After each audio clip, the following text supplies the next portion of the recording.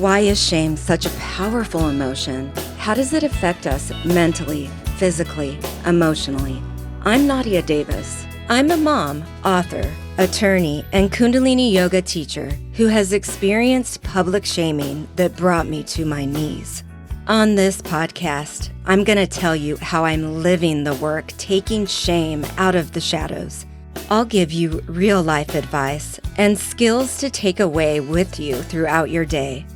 You'll hear from powerful guests who have overcome trauma and emerged stronger than ever.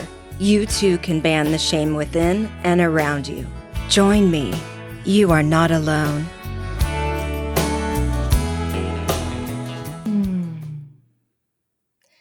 Breathe is what Jessica Falcon and I are doing right now.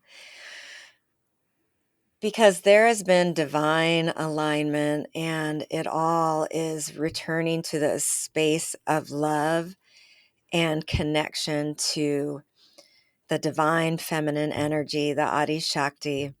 And I'm so grateful for that. Welcome to Home is Within You. My name is Nadia Davis, and I am a mom who happens to be a podcast host, Kundalini yoga teacher, attorney, and a survivor of trauma and addiction, one that walks in recovery every day, helping others hopefully to connect to their truth and an infinite source of love, light, and warmth inside us all.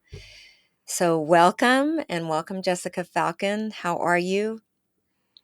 Honored to be here and grateful for the alignment and many of our similarities in our paths in the past that we've walked. Yes, I'm going to read the um, I'm going to read her parts of her website, and as well as tell a story of this alignment. So I personally have been going through the juggles of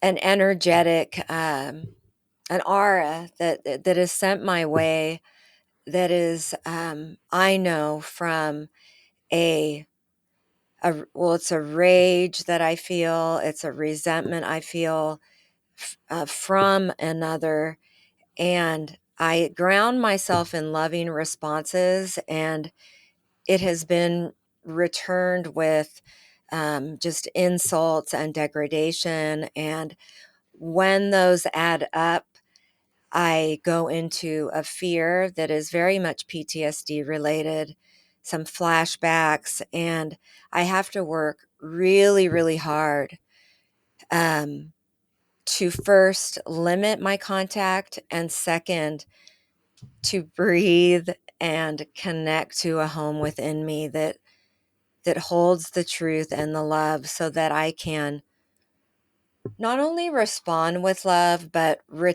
protect that love. And a lot of the classes that I offer are protective modalities, but they also are truly now avenues to become aligned with a feminine energy that is so empowering and that can be attacked. It is attacked with shame, from shame in others, and there is a whole vast source of folks, including Jessica Falcon, that are there for you if you are ever feeling the pull of another's darkness. We can walk out of it, and I have I have walked out of it, yet I'm well aware of that other pull. Jessica Falcon is an international soul embodiment guide and divine feminine activator. I feel her, what I call a spiritual advocacy source. I am wholeheartedly a spiritual advocate, and describe that in my words, but she guides people to reclaim their divine power and sovereignty so that you can experience true freedom. And when I read this, it was like so much in alignment. She finds words to describe what that means: fully reclaiming your power from all outside sources and bringing it back to where it belongs inside of you. It means embodying your divinity here and now in form, uniting your body and your soul, and aligning every aspect of who you are to your divine truth. So, in this discussion today, I hope that we together can offer ways to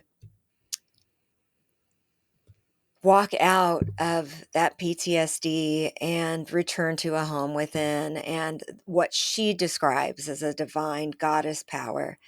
So, welcome, Jessica. I'm so happy that you are here. Thank you. Me as well. Jessica also happens to be a podcast host and offers so many different sources of power, including a 7th month Divine Feminine Power invitation that begins September 27th.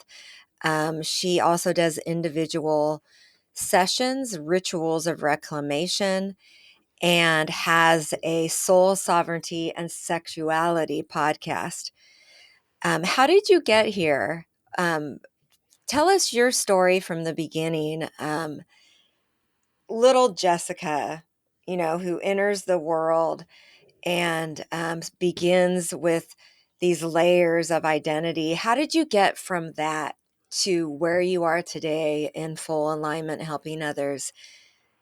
Tell us how it all started in the beginning, please. I'll start in the beginning. It's a very long story, so we probably won't get to all the pieces. But Sure. when I was young, I felt my soul. And I think a lot of people can feel that, right? When you're young, when you're first born and you can just feel something in your chest, some force, the aspect of the divine that is us. And it was so strong. And I had a huge heart right away, which I think so many souls come in with, this huge open heart. And I loved deeply from a very young age, and I felt joy really easily. And I was constantly in heartbreak when it wasn't returned, when I wasn't seeing that in action outside of me. And I would see people be mean, like what I would call mean, right? And hurt others. And I really, at a very young age, started to go inward to protect myself from the pain. Right. That was the only way I knew how. I didn't yet know how to process the pain, to feel the pain, to allow the pain to bring me wisdom and insight and a reclamation. So instead, which again, I think so many of us as kids, we don't know how, we're not taught how to feel. We quite frankly haven't been taught how to feel for thousands of years because we've been told the feelings are bad or somehow less spiritual or inferior or make us weak or they're wrong and we're too sensitive. And I was told all those things. And so I thought something was wrong with feeling all the pain that I felt.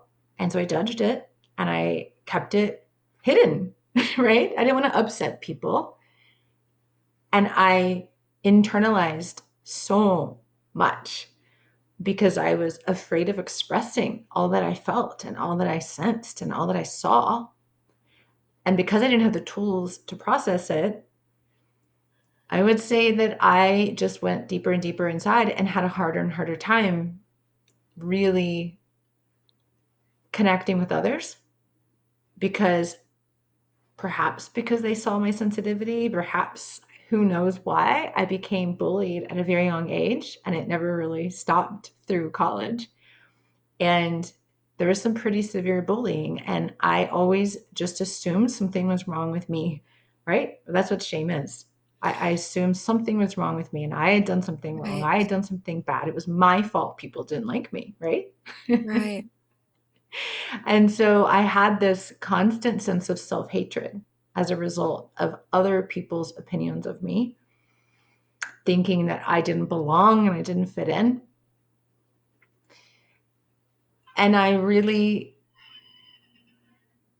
didn't know how to get out of that spiral until I was 14 years old. And this wasn't necessarily the end of the shame or the spiral, but it was kind of an awakening moment in which I had a dream, though I believe it was a vision because it was more than a dream. And I woke up right after, so I remembered it very clearly. And in the vision, I'll call it, I was a star, this massive being of light flying through the cosmos into my mother's womb and out. And I woke up. And something about that dream touched my soul. And it reminded me that I was here for a reason and that I didn't need to kill myself because that's what I wanted to do, to escape the Mm. pain. I thought that killing myself would help me escape the pain. And that dream was like a message to my soul. Remember who you are. Remember who you are. Remember who you are. I just got you. And so I started to remember, but it wasn't with my conscious mind. It was with some part of me, some part of my soul, some part of my heart that began to remember. And it's ironic because everyone around me told them I gave them permission to be them. It's a natural gift that I have. It's still what I do today, that I give people radical permission to be fully who they are, fully expressed unapologetically. And the irony is that at that time, I didn't know how to give myself that, even though I Right. gave it to everybody else, because everybody else saw me being fully me. But I I was me in that I didn't conform, but I didn't accept me because I didn't feel like other people accepted me. Right. And I began to really focus more on intellect Right. at a pretty young age because my body carried so much of the shame that I was experiencing. And I blamed my body for being overweight. And that's the reason people don't like me, or, right, like all these things that Right. disconnected me further and further and further from my body. And so I became, I think I was naturally intelligent, but I became really smart because there's a difference in a way. Mhm. And Mhm. I really put my head in books and I would read all the time and I studied and I had high ambitions and I became very successful as an adult. I was a criminal prosecutor. I was an attorney for 7 years. I was very good at what I did and moved up quickly. And then I had another awakening in which I was in the middle of a felony jury trial. And I woke up in the morning to the sound of an alarm. Very long story short, a tropical storm had fled through the area where I was living and within hours destroyed almost everything I owned and a home that I had purchased 7 months prior. And all of my possessions were suddenly gone. I was only 25 and already practicing law because I graduated high school at 17. And then so I'd been a prosecutor for about a year and a half, 2 years at that point. And I remember standing there on the sidewalk watching everything just be destroyed. My car, the whole inside of my house, everything that was in there. And went into what I would call mild depression, but it was really a dark night of the soul of just questioning everything. Like, why am I here? What am I doing? Why am I doing it? Who told me to do this?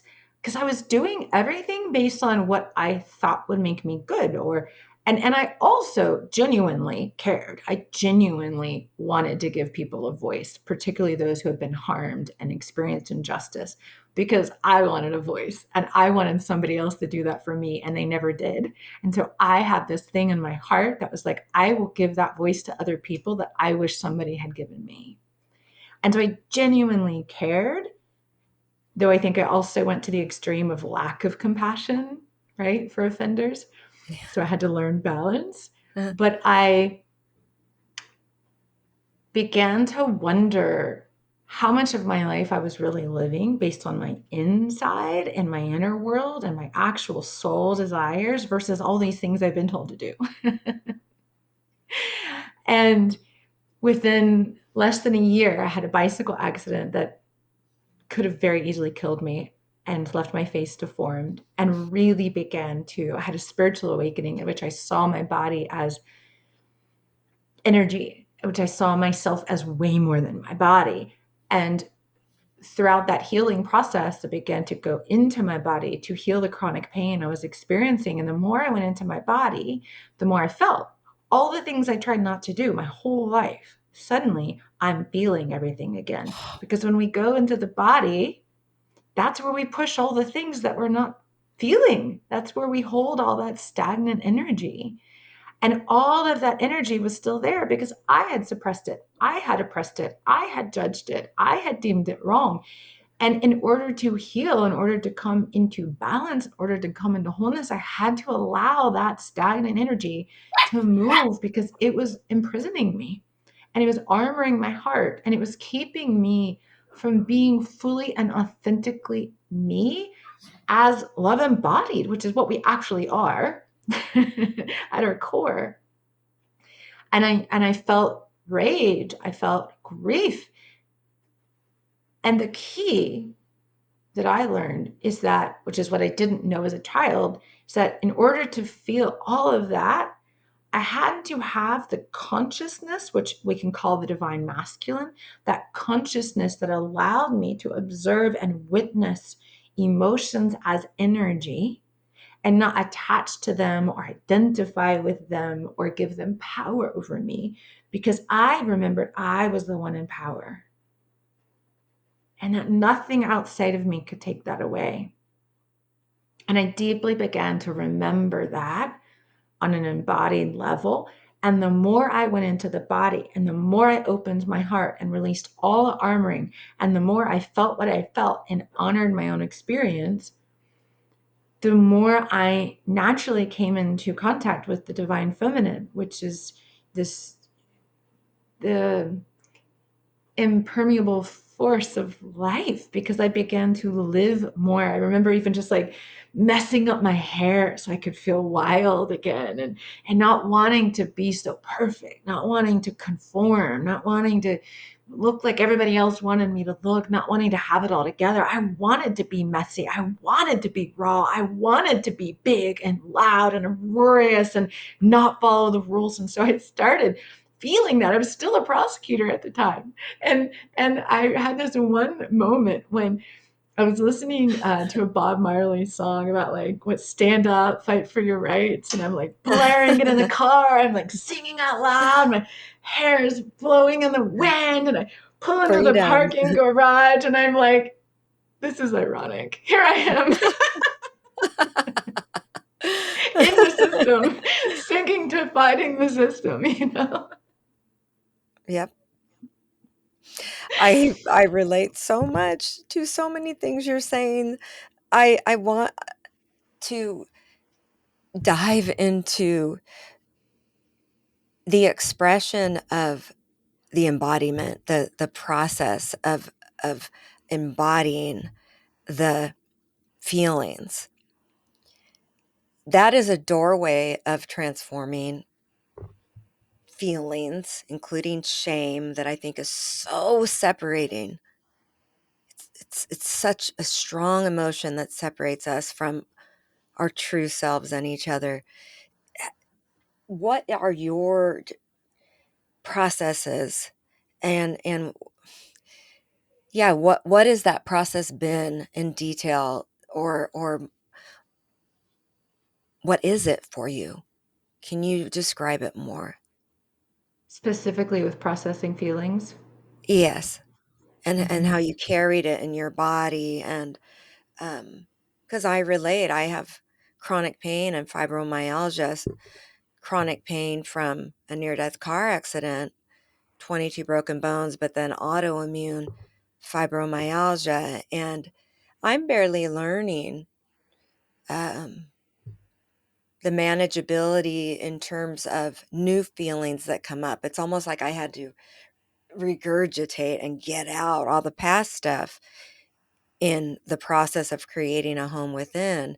And so it's adding up, you know, it new sources, uh, not so much within, but I guess it all is within.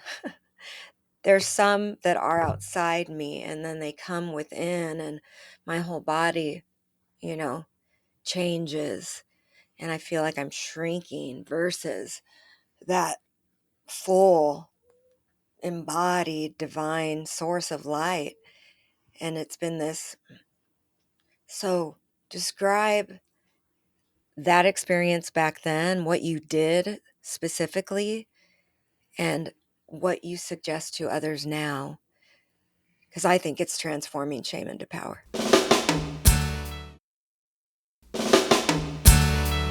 So I'm going to describe soul embodiment, and this is how I transformed it, Okay. because we are conditioned, right, to shrink in response to the external world. And especially those of us that are sensitive and empathic and heart centered, right? We tend to take it all in. We tend to make it our own. We tend to make it about us. And we become very attuned to everything around us. And in a way, the nervous system becomes very attuned and very heightened. I was just talking with a client about this, like how the nervous system, particularly after trauma, becomes even more attuned to the external environment. But the Right. way out of that is to attune it to the inner environment even more, even more, even more, even more. So that And is where you would stop then. The sympathy, the empathy, that's the hard part, is in that point the ego comes and it's your love can change, or versus the it needs to be in the negative from mine, the protective mode. Do you experience, or did you experience that at times as I an definitely empath, as experienced having more empathy for others than myself right, and more compassion for them than myself. And for me, that's because I trace this back to the story of Adam and Eve and beyond, trace this back to the beliefs that essentially tell us, particularly as women, though all souls have experienced all different incarnations, but right, particularly as women, we are so taught to put others above us, it becomes ingrained. And what we're doing when we're giving more weight to another person's feeling is we're actually making them more worthy than us because we're not placing mm, ourselves right, equal to them. And so much of the work was to heal the imbalance in my heart as a result of that conditioning, to bring my heart back into balance so that my heart included me, and truth, yes. because that's love. We're conditioned to believe love puts others first. We're conditioned to equate love with sacrifice and self denial and overgiving. And the reality is that that's not actually love, it's submission. Mm. Oh man. And we have to learn how to access the divine love within to heal the imbalance in the heart so that love overflows and never comes at the expense of self, ever. And that's a process, that's a journey. It doesn't necessarily happen overnight. It's a process of both the belief systems that are conscious and also the capacity to feel and to allow another person to be uncomfortable, to allow another person to Mm, hurt, because what we also tend to do as empaths is try to take the hurt away from others. And so we don't even let them hurt and we won't even speak the truth because we're so afraid of how mm, they're going to mm, feel. And we want to take it away. We want to make it better, especially if you have any healing capacities, right? You want, but the mhm, reality is that you have to let them be them too. mhm, I don't want anyone taking away my pain. I don't want anyone taking away my experience. It's my experience. It has wisdom for me. I don't want anyone else to do that for me. But that's what we are so acculturated to do. And we think that's love. Oh, I'm so sorry you feel that way. Why are you sorry I feel that way? My feeling is actually teaching me something right now incredibly important. Do not take it away. Do not make this a problem. This is beautiful that I'm feeling what I feel because my feeling is not my truth, but my feeling is definitely guiding me to what that divine truth is. Right.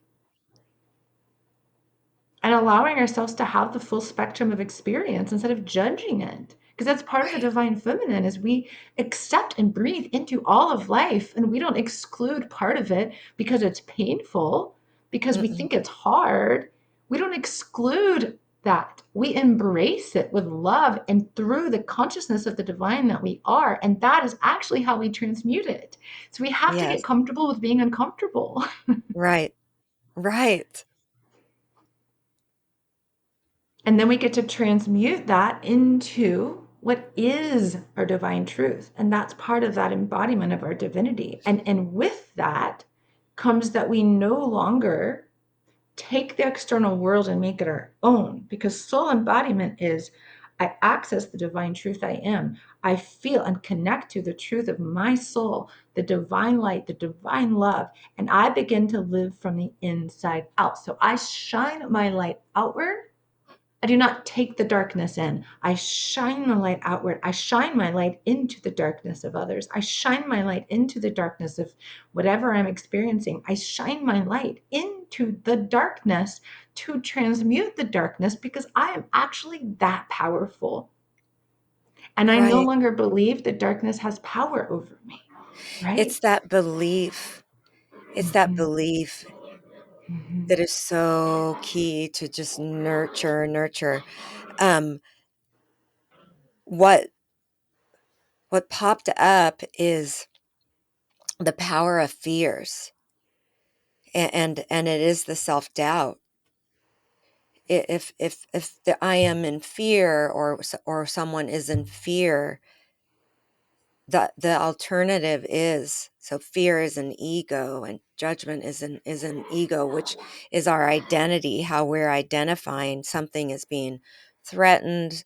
Um, we feel, yeah, we feel like we're being harmed in some way. And But the right there, opposite can I is stop that you? the yes, Right there, that's the key, the identity. Who and what are we identifying as? Are we identifying as a human? Are we identifying as the divine? right. That's the choice every day.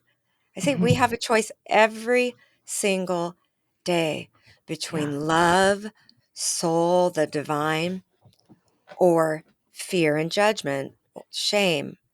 And it's that balancing act. But we have to have that consciousness. We have to have rid of all the, my dogs are having fun in this discussion. Are we have to lift all the layers and face all that pain you described, and what is this teaching me, what is this telling me, um, and like the dogs have that whole, that, you know, that back and forth, and allow it, and the shame will pull us out of, it's okay to be in that back and forth, it's okay when we have this consciousness, when we know that this absolute divine infinite love and our true existence, the truth, I say it's the only truth that matters, is here. We can allow this. My problem is I want to help people that are hurtful to see this consciousness, and we can't. It's others' journey, and that's really the learning lesson, is just stay in your circle of love. There's no need to prove love. Just be it. Continue being it, right? We have to be it and recognize their capacity without being dishonest with ourselves about what that capacity is and the other, right? That's where we can trick ourselves Theirs. up, is when Oh, we're not absolutely. honest. About Another person's capacity or incapacity to be who we want them to be, to love, to hear us, to acknowledge us, to see us. mm, Because so often, I know for myself, when I was in relationship, particularly a relationship in which I felt a lot of shame and was really, my power was threatening to my partner at the time. mhm. And I had to be honest with myself that he didn't have the capacity to see me. And I kept fooling myself by thinking that he did. And I was hurting myself by not being honest with myself about his lack of capacity because he wasn't Yes. willing to do the work to shift out of that consciousness. Is it possible? Absolutely. Of course, it is possible.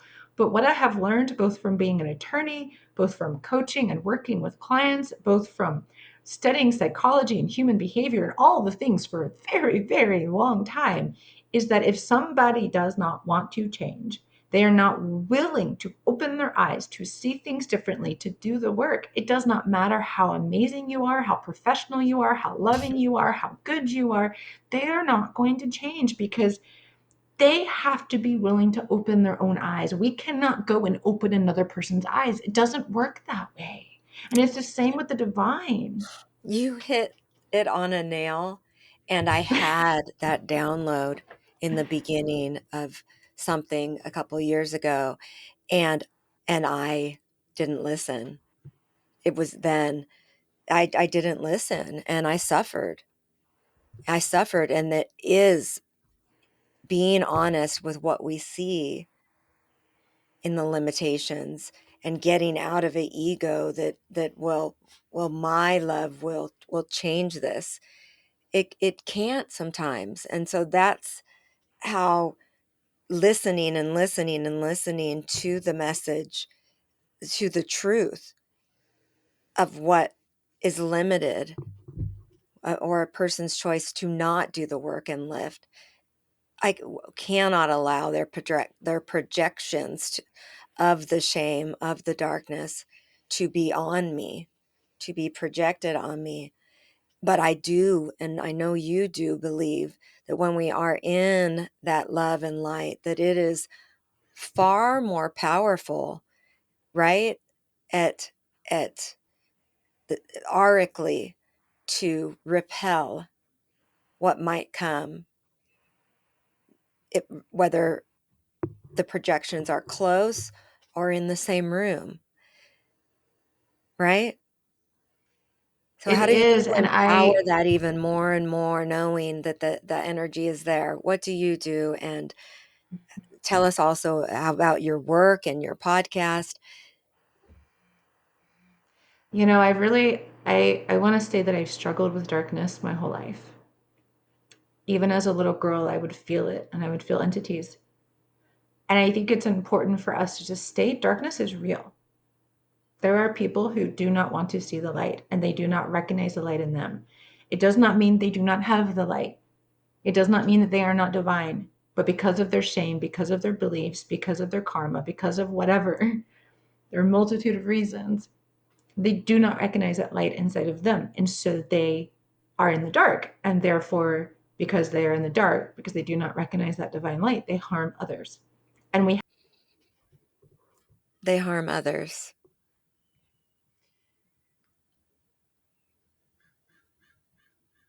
They do not want to see the light, and it is deceptive and so hurtful. And so when we are being reminded of that constantly, is that what we need to tap into? well, they harm others and they use fear as their tool and their tactic. And so what we have to tap into is the power of love, as you were alluding to and talking about, that power of love over darkness, the power of light over darkness. And part of that is more of an internal journey than an external one, because I have freed myself from what I would call dark energies by transmuting the darkness within myself. And I know from my own personal experience that the more I transmute fears within myself, every time a fear comes up, every time a fear comes up, every time a fear comes up, What part of me is agreeing that I'm not divine? What part of me is agreeing that I'm not holy? What part of me is agreeing that this other person has power over me, right? Those kinds of questions to get to the root of the fear, to face the fear, to get to the root of the fear, to transform the fear, to transmute the fear, so that I am not giving any power to that entity or to that belief or to that thought or to that emotion that isn't of love. And I think we have to do that with so much compassion and patience and love for ourselves, because when we're not in that state of love and compassion for ourselves, we're usually judging, and we're going back into the darkness, back into the fear that something could make us wrong. The judgment is the idea that something can make me bad, something can make me unworthy, something could make me wrong. Well, none of that is true. Nothing can take you outside of the love of God's source. Nothing can make you unlovable. Absolutely nothing can make you outside of God. I think that's our biggest fear. I know for me, it's something I struggled with. Like, I'm afraid of being abandoned by God, that I have been abandoned by God, felt betrayed by God. Mhm, The reality is, God never turned away from me. I turned away from God. I mhm. turned away from the divine within. I believed myself to be separate. I believed myself to be unworthy. I did that. So the process of returning home, the process of coming back to our power, our sovereignty is, what are the ways I turned against myself? Right, We come back. right.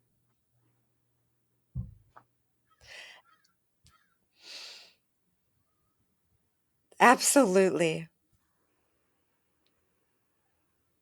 I I I wanna read this poem I wrote this morning. I forgive them if there is rage for love. I forgive them if there is cruelty for love. I forgive them if there is deception in love. I forgive them. I forgive their rage, cruelty, and deception, for it had nothing to do with me. It is about the rage, cruelty, and deception within them, for them, their inner selves, you see. And nothing can change that but finding love and forgiveness within them for them. So I'll continue to forgive, no matter how much it hurts me too within. I forgive them when their rage, cruelty, and deception causes these fears in me. I forgive myself for fearing how they project those onto me. I forgive it all so forgiveness can begin. I forgive it all.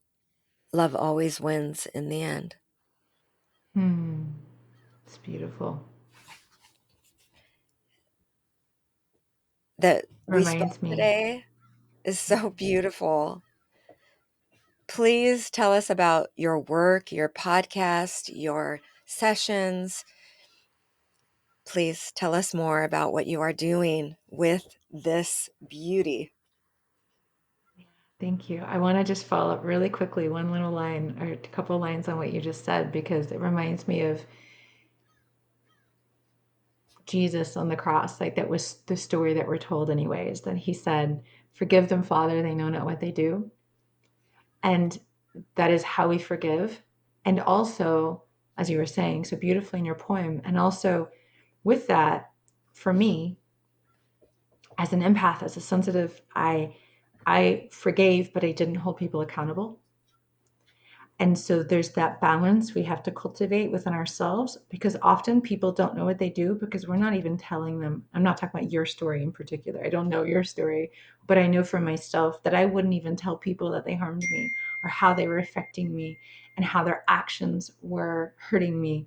And I had Mhm. to learn how to hold people accountable through the speaking of my truth in order to actually truly forgive. And Yes. and so so much of that work is the work of, yes, that union with self, right? That connection to that overflowing love and that embodiment of our divinity, right? So that's what I do. You can Uh-huh. call it a bunch of different things, but I like to call it soul sovereignty, and which is that learning how to source from within Mhm. and to shine the light of who you are and to be fully expressed Well, I in that feel like I truth. got a free session. I hope others listening do too. I Because it's needed so it. divinely aligned. That's how it works. That's I how it needed it, works. yeah. Mhm. the And reaffirmation. yeah, yeah, because we need to be reminded sometimes it's not easy to walk this path alone, right? And we can't say what we don't see, and we need to remember, we need to know we're not the only ones. Sometimes it can feel like we're the only ones, and we're having to transmute and heal so much that it's so important that we have support Mm, and not see something wrong with that. That's another part of our societal conditioning is right, I should know it all and I shouldn't need help, but I should need support, right? And that's a right. lie, especially when we're living in a collective time in which we are being asked to transmute and transcend millennia of conditioning and programming that has kept us small and in hiding and afraid of being our true selves and that have kept us in separation.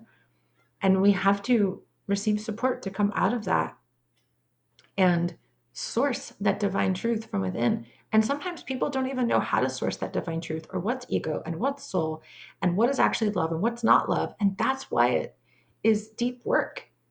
And that's my passion is helping people do that because I know that for me, the reclamation of that feminine as divine is the reclamation of our divinity and form. And when we do that, we experience a level of freedom and peace and joy that is incomprehensible. I still sometimes don't even understand how I can feel this no matter what I'm experiencing. And so I do that through one-on-one and groups and the podcast Soul Sovereignty and Sexuality, and people can find me on all major platforms and my website thepathtosovereignty.com, Instagram, YouTube, all the things. It's so beautiful. And I will include all of the links in this. They are in this episode notes at the bottom from wherever you're listening. Please, please, please connect with Jessica. And I think this is just the first of some other hopeful interviews and discussions that we'll have. Thank you so much for being you. Thank you so much. Is there anything else that you would like to share with the listeners today? I'm just so grateful. Thank you for holding the space for us to have this conversation and for being so authentic and vulnerable and opening and allowing that light within you to shine through and to shine light on all that's ready to be seen. It's so beautiful. And I'm grateful with the divine alignment and divine timing. And to all of you listening, for if you're listening to this conversation, it's because something within you is ready and is already on this path, or you wouldn't be in this level of frequency and vibration and the depth of this level of embodiment just by listening. So, celebrating all of you. At this exact time and moment, Yeah. you are not alone. Okay. You are not alone. If you are dealing with shame and trauma, please reach out to me through my website, nadia-davis.com. You can get a free band shame tip sheet and find out about upcoming events. I'd love it if you picked up my book, Home is Within You, wherever books are sold. If you like this podcast, please tell a friend, leave a review, and make sure to follow me on Apple, Google, Spotify, or wherever you get your podcasts. Sending warm hugs.